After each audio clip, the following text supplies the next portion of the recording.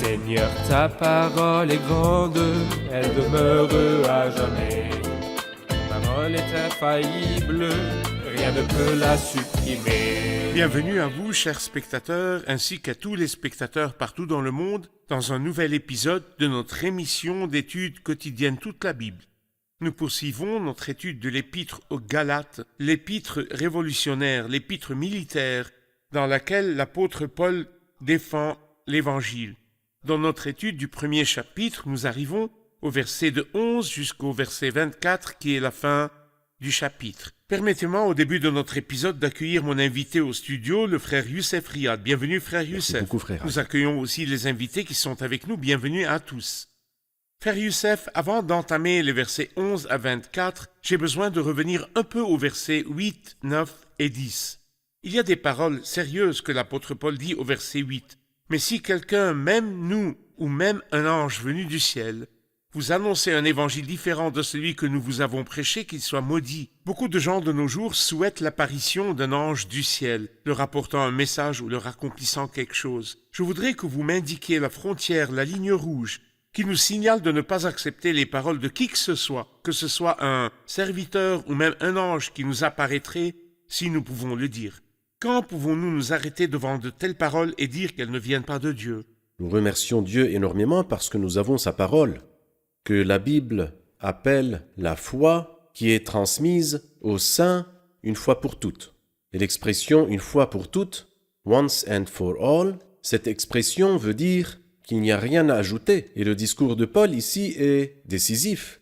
Même si un ange venu du ciel, ou même un apôtre, ou même nous-mêmes, vous annonçons un évangile qui est différent de celui que nous vous avons prêché et qui est vraiment l'évangile de Dieu, alors que cette personne qui essaye de déformer ou de tordre ou de détruire l'évangile de Dieu, qu'elle soit privée de bénédiction.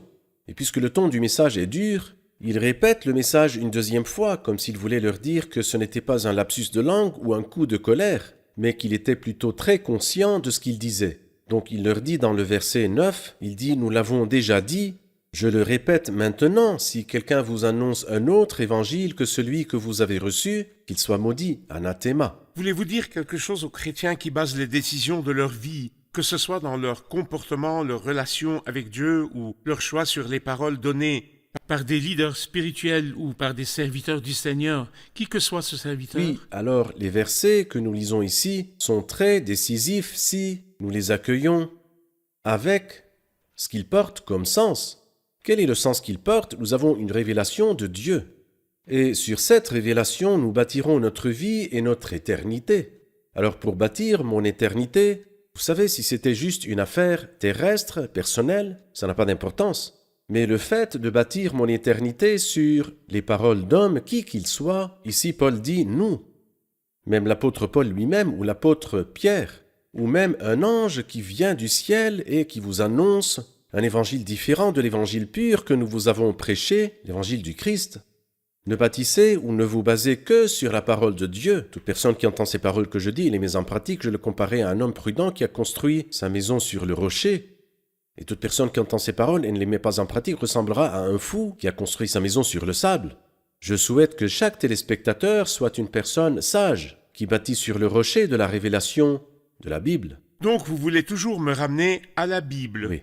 N'importe quel enseignant ou chef religieux ou serviteur ou n'importe quel être humain qui me présenterait un enseignement, je dois le vérifier à la lumière de la Bible. Très bien. S'il est conforme à la Bible, je l'accepte. S'il contredit le contenu de la Bible, je le rejette. Exactement. Qui que soit celui qui présente l'enseignement. Qui qu'il soit, n'importe qui. Exactement. Le verset 10, il nous faut nous y arrêter un peu. Maintenant, est-ce la faveur des hommes que je recherche ou celle de Dieu? Est-ce que je cherche à plaire aux hommes? Si je plaisais encore aux hommes, je ne serais pas serviteur de Christ. J'ai besoin de votre clarification sur ce verset. Eh bien, comme si l'apôtre Paul vit dans nos jours, aujourd'hui, où nous entendons souvent cette expression « Pourquoi ne rencontrons-nous pas les gens à mi-chemin » Que veut dire rencontrer les gens à mi-chemin? Cela veut dire « Tu lâches prise et moi aussi je lâche prise ». Lâcher la vérité de Dieu, lâcher prise la parole de Dieu, comment peut-on accepter cela? Est-ce la faveur des hommes que je recherche ou celle de Dieu? Est-ce que je recherche la faveur des hommes? Non. Si je recherche la faveur des hommes, je ne serai plus serviteur de Dieu. Alors donc, nous nous accrochons à la parole de Dieu, et peu importe si vous m'approuvez ou non, bien sûr, je voudrais que vous m'approuviez. Mais si cette approbation est au prix de lâcher une part de la vérité divine, je n'en ai pas besoin. Par contre, si vous avez l'intention d'être d'accord avec moi sur la parole de Dieu, sur ce que dit la Bible, reconnaissons que Dieu est vrai et tout homme menteur. C'est ce qui est demandé. Alors que vous rencontrez en lâchant une part de mon côté pour que tu lâches une part du tien, n'est pas acceptable car cet accord sera basé sur la négligence de quelques parties de la révélation divine, de la parole de Dieu. D'accord. Nous nous concentrons maintenant sur les versets 11 à 24. Je vais d'abord les lire et nous poursuivrons ensuite notre étude. Je vous le déclare, frères et sœurs, l'évangile que j'ai annoncé ne vient pas de l'homme. En effet, je ne l'ai moi-même ni reçu ni appris d'un homme, mais par une révélation de Jésus-Christ. Vous avez d'ailleurs entendu parler de mon comportement autrefois dans le judaïsme.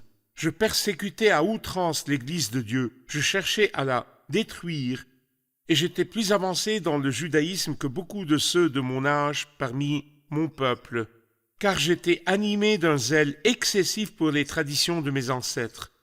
Mais Dieu m'avait mis à part dès le ventre de ma mère et m'a appelé par sa grâce, lorsqu'il a trouvé bon, de révéler son Fils en moi afin que je l'annonce parmi les non-juifs. Je n'ai consulté personne, je ne suis même pas monté à Jérusalem vers ceux qui étaient apôtres avant moi, mais je suis aussitôt parti pour l'Arabie. Puis je suis retourné à Damas. 3 ans plus tard, je suis monté à Jérusalem pour faire la connaissance de Pierre, et je suis resté 15 jours chez lui. Mais je n'ai vu aucun autre apôtre, si ce n'est Jacques, le frère du Seigneur. En vous écrivant cela, je l'affirme devant Dieu, je ne mens pas. Je suis allé ensuite dans les régions de la Syrie et de la Cilicie. Or, mon visage était inconnu des églises de Judée qui sont en Christ.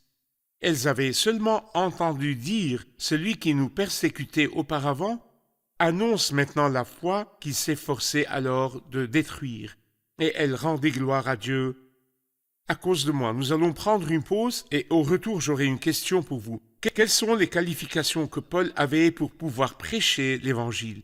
Quels sont les degrés académiques qu'il a atteints pour prêcher l'Évangile? Quels sont les cours qu'il avait pris pour prêcher l'Évangile? Je vais poser ces questions après la pause. Chers spectateurs, je vous retrouve après la pause. Restez avec moi. Comment Paul a-t-il défendu son apostolat? Le fait qu'il soit apôtre. Premièrement, que son enseignement est autorisé par Dieu lui-même. Paul rappelle ses lecteurs du fond juif selon lequel il vivait et de son style de vie. Mais sa vie a changé lorsqu'il était en chemin vers Damas quand il a rencontré le Christ. Et puis sa vie dévouée prouve son appel. L'autorité et la légitimité de l'évangile de saint Paul se voient dans ses reproches à saint Pierre.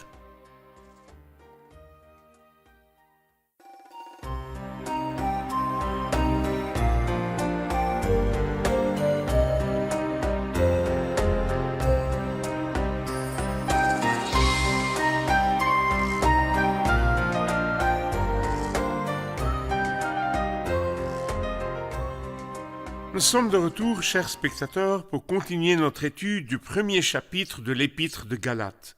Frère Youssef, quels sont les cours, les académies, les certificats et les qualifications que Paul a atteints afin qu'il soit équipé pour la prédication de l'Évangile? En fait, il en avait beaucoup. Il a été éduqué au pied de Gamalaël. Et dans l'Épître aux Philippiens, au chapitre 3, l'apôtre Paul mentionne beaucoup de privilèges qu'il possédait. Mais il a dit: ces qualités qui étaient pour moi des gains, je les ai regardées comme une perte à cause du Christ. Ce n'est pas ce qu'il a appris des hommes du tout, mais ce qu'il a appris du Seigneur. Il savait qu'il était le premier des pécheurs. C'est ce qu'il a inscrit lui-même dans sa première épître à Timothée. Je suis moi-même le premier d'entre les pécheurs. Il savait que la grâce de Dieu était capable de le changer d'un extrême à l'autre, comme il le dit à la fin du chapitre. Celui qui nous persécutait auparavant annonce maintenant la foi qu'il s'efforçait alors de détruire. Dieu a fait en lui un merveilleux changement, un grand changement. Selon ce concept-là, c'est que le Christ, à lui toute la gloire, est capable de changer le pire des pécheurs, le premier des pécheurs, qui est Paul. le changer et faire de lui un grand serviteur du Christ. Dans cette simplicité, il allait chez les âmes et parlait avec elles. Bien sûr, il était très éduqué. Il connaissait très bien la loi et il l'utilisait. Et il était éduqué. Il connaissait très bien les philosophies grecques et les utilisait avec beaucoup de maîtrise. Mais il a tout simplement utilisé sa propre expérience, exactement comme l'aveugle mentionné dans l'évangile de Jean au chapitre 9, qui dit au verset 25 « Je sais une chose, c'est que j'étais aveugle et maintenant je vois, je pars d'une expérience personnelle. Je dis ce que moi j'étais et ce que je suis devenu. Et Jésus-Christ est celui qui m'a changé. » Il n'avait pas besoin d'être certifié par des gens. Exactement. Même pas pour une période de temps. Quelqu'un pourrait dire « J'ai fini ces études pour accomplir ceci ou cela ». Dans le témoignage, pour le Christ et dans le ministère en général, l'homme ne peut jamais achever des études. J'aime beaucoup faire la comparaison entre Moïse et Paul. Moïse a été formé avec toute la sagesse des Égyptiens. Et qu'en a-t-il fait? Elle était inutile, totalement inutile. Mais il a passé 40 ans dans le désert avec Dieu, et c'est Dieu qui l'a instruit. Il lui a appris qui est Dieu et la suffisance de Dieu. C'est ce dont nous avons besoin. Je pense que la raison de la faiblesse du ministère aujourd'hui est vraiment sa dépendance de ce que nous apprenons des hommes et non pas de ce que nous apprenons au pied du Christ. J'ai rencontré un bon serviteur aux États-Unis. Il était vieux, il est maintenant au ciel. Il distribuait des brochures et des groupes de jeunes se sont approchés de lui. Ensuite, ils commencèrent une conversation et lui demandèrent de quelle faculté es-tu diplômé. Il répondit Collège Sainte-Marie. Ils demandèrent c'est où Sainte-Marie? Il dit dans Luc chapitre 10. Oui.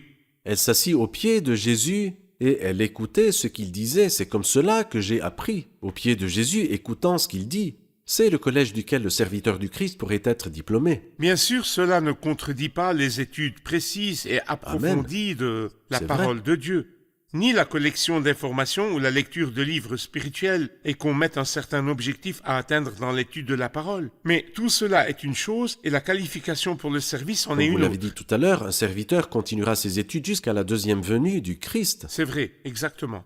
Dans les versets que j'ai lus, frère Youssef, Paul parle de son expérience personnelle. Oui. Permettez-moi de dire que Paul est passé par 3 étapes. L'étape de la persécution de l'Église, l'étape d'être changé par Dieu ou la conversion, puis l'étape d'être un évangéliste. Dites-nous comment est-il passé par ces 3 étapes?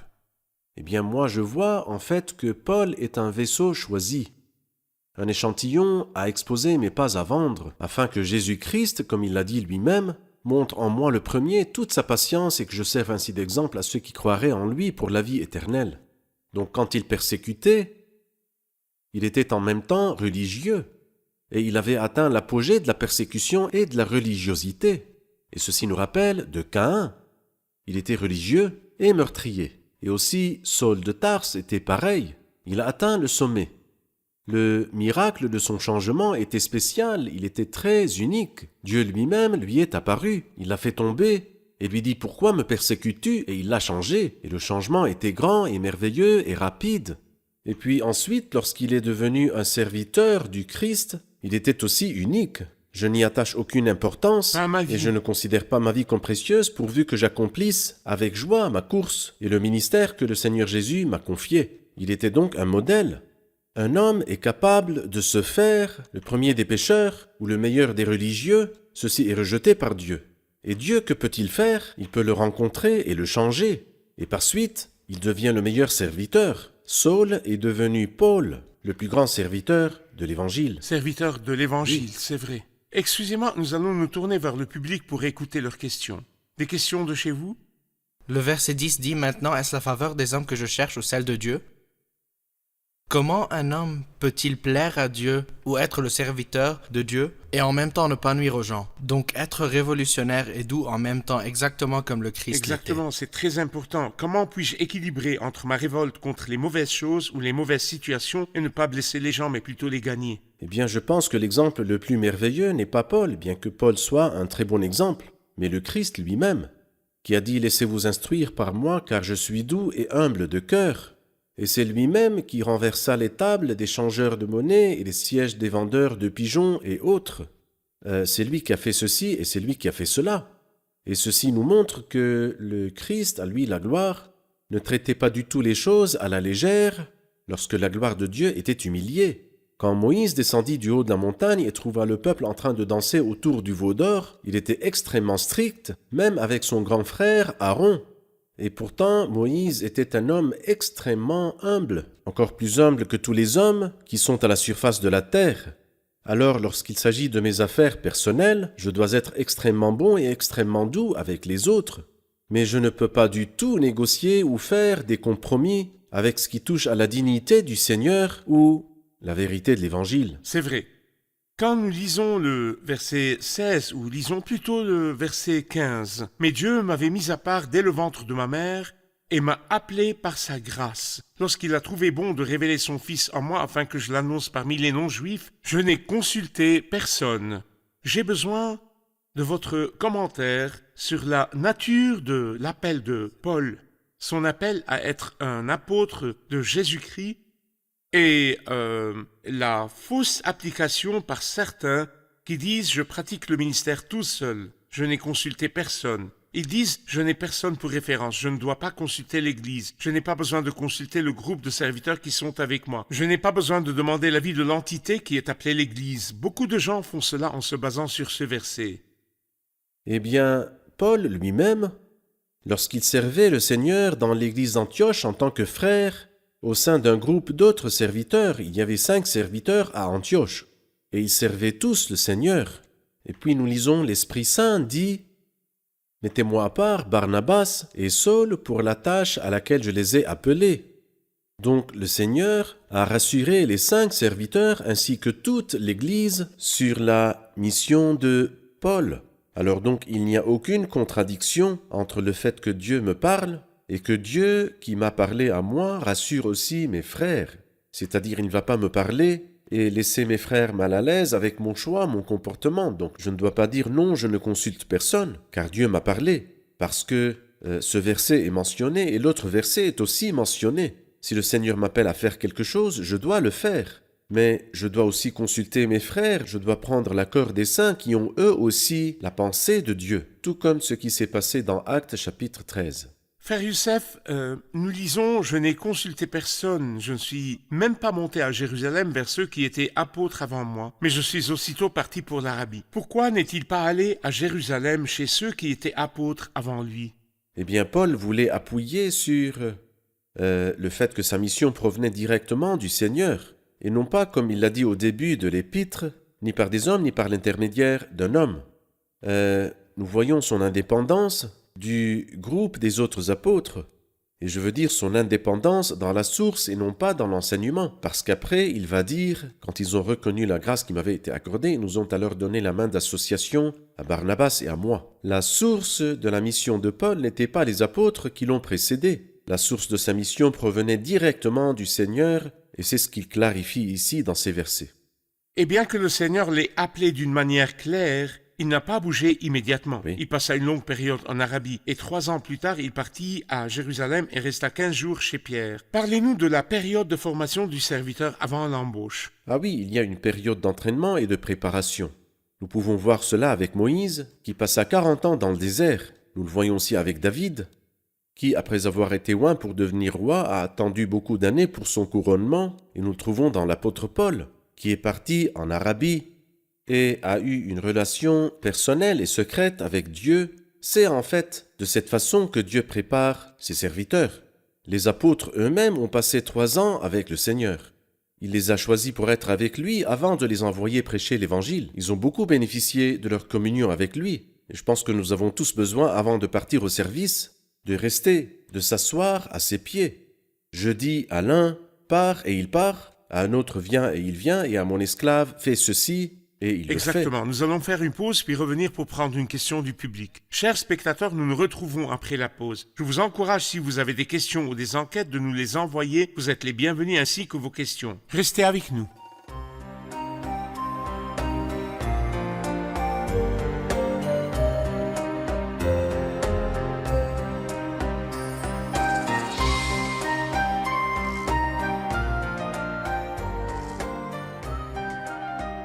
Nous sommes de retour, chers spectateurs, pour répondre à une question de nos invités. J'ai une question. Est-ce qu'il y a une contradiction entre ce que nous avons dit au début de l'épisode, considérer la parole de Dieu comme référence, la Bible comme référence, et y puiser les principes sur lesquels je base ma vie, et entre le verset de la Bible qui dit « Obéissez à vos conducteurs ». Donc, que dois-je faire? Consulter la Bible ou consulter les autres? Quelle est la bonne chose à faire? En fait, c'est une question importante, frère Youssef, allez-y. Eh bien, il y a un verset plus haut qui dit « Souvenez-vous de vos conducteurs qui vous ont annoncé la parole de Dieu ». Donc si le conducteur me conduit vers la Bible sainte et m'apprend ce que la Bible dit et prie avec moi, donc je pense qu'il est bien et important de lui obéir. Nous devons obéir à nos conducteurs.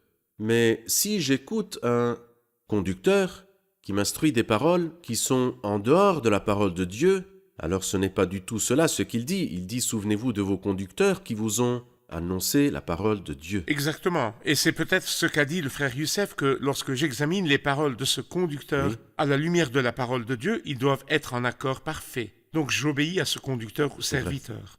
Autrement, je dois uniquement obéir Exactement. aux paroles de la Bible.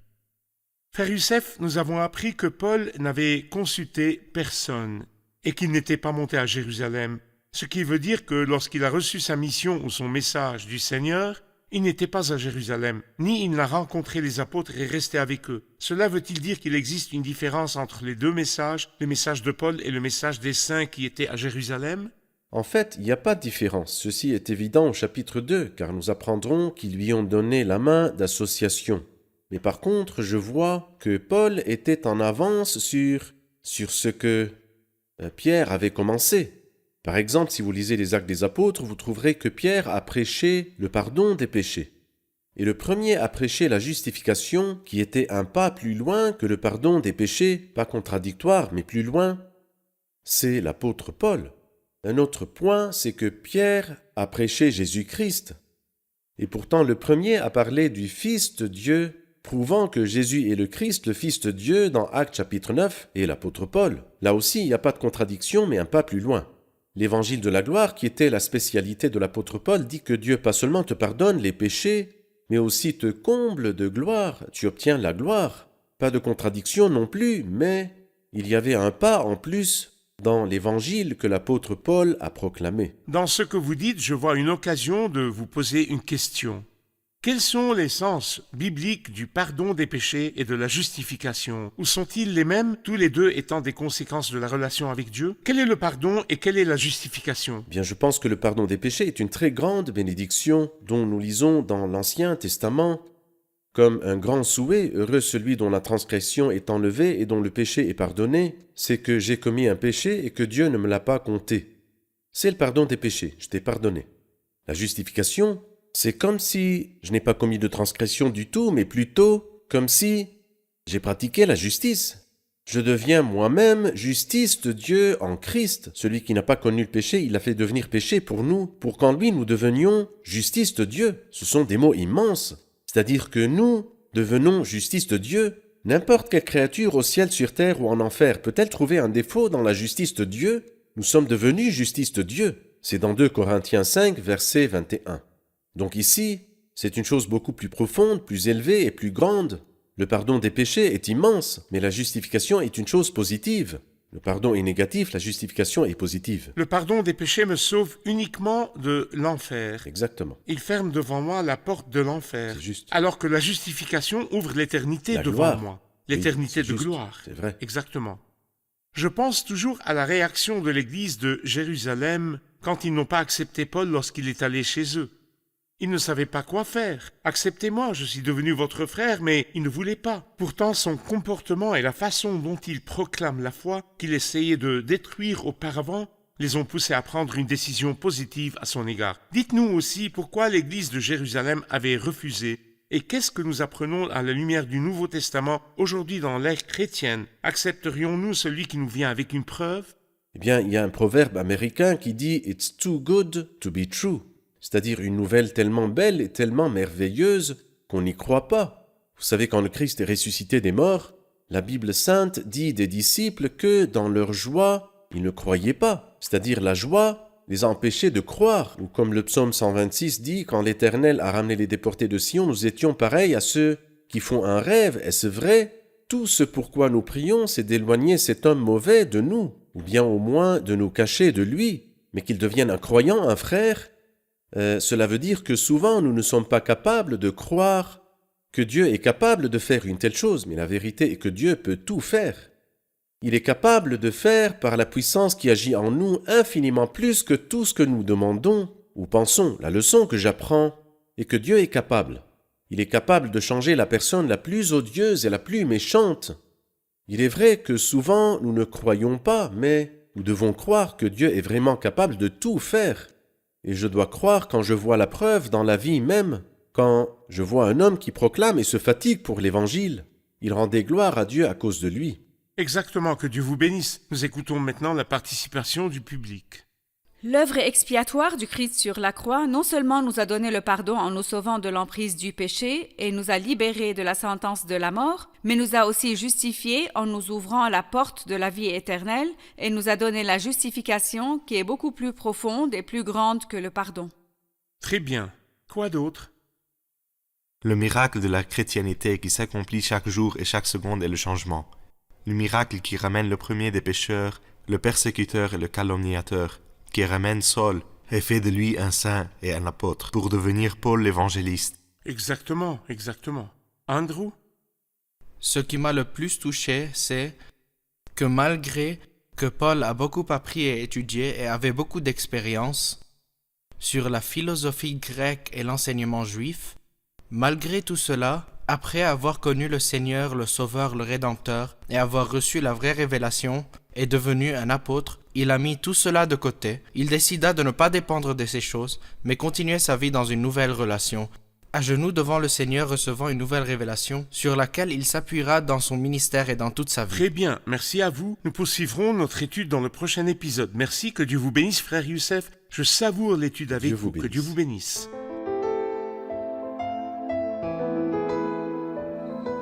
Seigneur, ta parole est grande, elle demeure à jamais. Ta parole est infaillible, rien ne peut la supprimer.